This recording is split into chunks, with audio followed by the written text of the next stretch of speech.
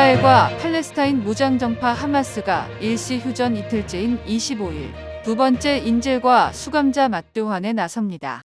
이스라엘 당국은 이날 일시 휴전 합의에 따라 가자 지구에 억류된 인질 14명이 풀려나고 팔레스타인 수감자 42명을 석방한다고 밝혔다고 AFP 통신이 보도했습니다.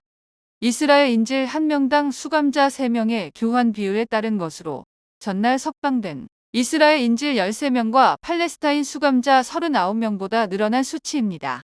다만 하마스가 이날도 이스라엘인이 아닌 다른 국적의 인질을 석방할 경우 몇 명을 할지 등은 확인되지 않고 있다고 AP통신은 전했습니다. 하마스는 일시 휴전 첫날인 전날 인질로 잡고 있던 어린이 4명과 그들의 어머니, 고령 여성 6명 등 이스라엘인 13명과 태국인 10명, 필리핀인 1명을 석방했습니다. 석방된 인질 24명은 모두 상태가 양호하다고 이스라엘군은 확인했습니다. 양측은 하마스가 인질 50명을 석방하고 이스라엘이 팔레스타인인 수감자 150명을 풀어주는 조건으로 전날 오전 7시를 기해 나흘간의 일시 휴전에 들어갔습니다. 알자지라 방송에 따르면 팔레스타인 적신월사는 전날에만 트럭 197대분의 구호품을 받았다고 밝혔습니다. 일시 휴전과 함께 그간 금지됐던 연료 반입도 허용돼 전날에 이어 이날도 연료와 가정용 가스를 실은 유조차 8대가 가자 지구로 들어갔다고 현지 일간지 하레츠가 전했습니다. 양측은 휴전 합의 기간인 28일 오전 7시까지 남은 인질과 수감자들을 차례로 석방할 전망입니다. 그 후에도 풀려나는 인질이 10명씩 늘어날 때마다 휴전 기간도 하루씩 연장되지만 짧은 평화 이후 전쟁은 재개될 것이라는 게 양측의 입장입니다. 요아브 갈란트 이스라엘 국방장관은 이것은 잠시 쉬는 시간이 될 것이라며 이후 계속해서 완전한 군사력을 동원할 것이라고 말했습니다. 하마스 측 역시 일시 휴전이라며 요르단강 서안을 포함한 모든 저항 전선에서 대결을 확대할 것을 촉구했습니다. 조 바이든 미국 대통령에게도 내년 대선을 앞두고 고전 중인 지지율을 끌어올릴 호재가 될지 주목되고 있습니다. 월스트리트 저널은 24일 대부분의 미 민주당 의원들이 이번 이스라엘과 하마스의 합의를 환영하고 있지만 민주당을 지지하는 수많은 진보층은 여전히 바이든 대통령에게 휴전 연장을 압박하고 있다고 보도했습니다. 내년 대선을 앞둔 바이든 대통령은 미국과 카타르, 이집트가 몇 주간 협상을 벌인 끝에 나온 이 합의에 깊이 관여했습니다. 석방되는 인질 중에 미국인 3명이 포함될 것으로 관측되고 휴전은 없다며 강경 일변도였던 이스라엘이 결국 일시 휴전을 받아들였다는 점에서 바이든 대통령의 역할이 부각되고 있습니다.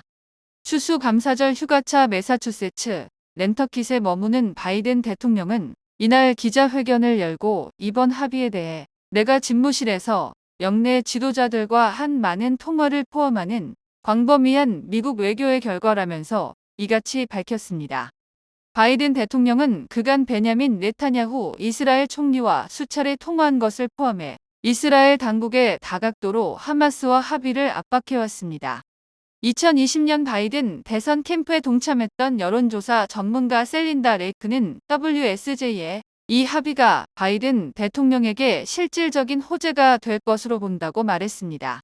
레이크는 특히 이스라엘과 하마스 간 전쟁이 장기화하고 전쟁의 참상이 SNS로 퍼져나가면서 바이든 대통령이 팔레스타인 주민들의 생명에 무딘 것으로 비춰졌다고 지적하고 이번 합의가 모든 사람을 인도주의 편에 서게 했다는 점에서 지지 세력 규합에 긍정적일 것으로 진단했습니다. 마약 투약 혐의로 경찰 수사선상에 오른 배우 이성균 씨가 국립과학수사연구원의 2차 정밀 감정에서도 음성 판정을 받았습니다. 24일 경찰 등에 따르면 국과수는 최근 이 씨의 채모를 추가로 정밀 감정한 결과 마약 음성 반응이 나왔다고 인천경찰청 마약범죄수사계에 통보했습니다. 이 씨는 소변을 활용한 간이 시약 검사에 이어 모발 등을 채취해 진행한 1차 정밀 감정에서 음성 판정을 받았습니다. 또 그의 다리털은 중량 미달로 감정이 불가능하다는 판정이 나왔습니다. 이 씨는 올해 유흥업소 실장 A씨의 서울 자택에서 대마초 등 여러 종류의 마약을 투약한 혐의를 받고 있습니다.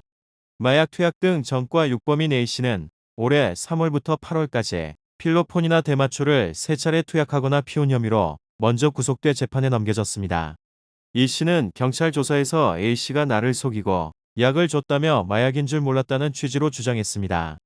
이 씨의 이 같은 주장은 마약 투약 혐의를 사실상 인정하면서도 고의성은 전면 부인하는 진술입니다. A 씨는 서울 강남 유흥업소에서 일하며 이 씨 등 유명인들과 친분을 쌓았습니다. 이 유흥업소는 주로 고소득층을 대상으로 운영하는 이른바 회원제 룸살롱입니다. 그는 평소 알던 현직 의사로부터 공급받은 마약을 이 씨와 가수 지드래곤에게 전달한 혐의도 받고 있고, 이 씨에게는 마약 투약 장소로 자신의 집을 제공하기도 했습니다. A 씨는 마약 투약 등 전과 6범으로 확인됐으며 이번 사건으로 구속되기 전에도 간이 검사에서 많은 양의 향정신성 의약품 성분이 나왔습니다. 현재 인천경찰청이 마약 투약 혐의로 수사나 내사 중인 인물은 이선균 씨와 지드래곤 씨를 포함해 모두 10명이지만 이들 중 경찰이 혐의를 입증해 검찰에 송치한 피의자는 A 씨뿐입니다. 마약 투약 혐의로 수사 선상에 오른 가수 지드래곤은 모발에 이어 손발톱 정밀 감정에서도 음성 판정을 받았습니다. 21일 경찰 등에 따르면 최근 국립과학수사연구원은 권 씨의 손발톱을 정밀 감정한 결과 마약 음성 반응이 나왔다고 인천경찰청 마약범죄수사계에 통보했습니다. 경찰 관계자는 이 씨의 추가 소환 여부는 아직 밝힐 수 없다며 계속 수사를 하고 있다고 말했습니다.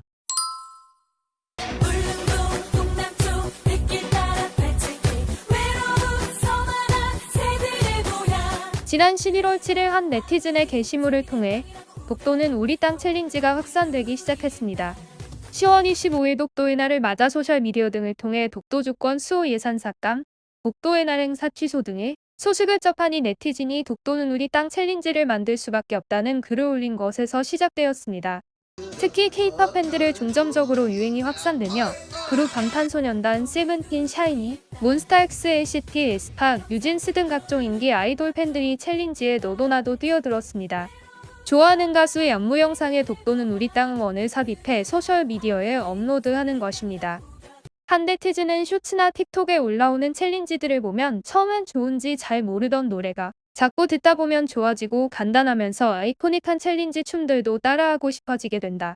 또 전 세계적으로 쇼폼 영상을 보는 해외 사람들이 많다 보니까 우리나라 가수의 챌린지를 따라하는 외국인들이 많다. 그런 것처럼 독도는 대한민국 땅이란 걸 알리기 위해 챌린지를 만들자는 트윗이 달리고 나서 그 트윗의 인용으로 아이돌 팬들이 아이돌 챌린지 영상에 독도는 우리 땅 노래를 삽입해 올리게 되었다고 했습니다. 이렇듯 K-팝 팬들이 구축해 나간 새로운 팬덤 문화에 대해 대중도 반갑다는 반응이 대다수입니다.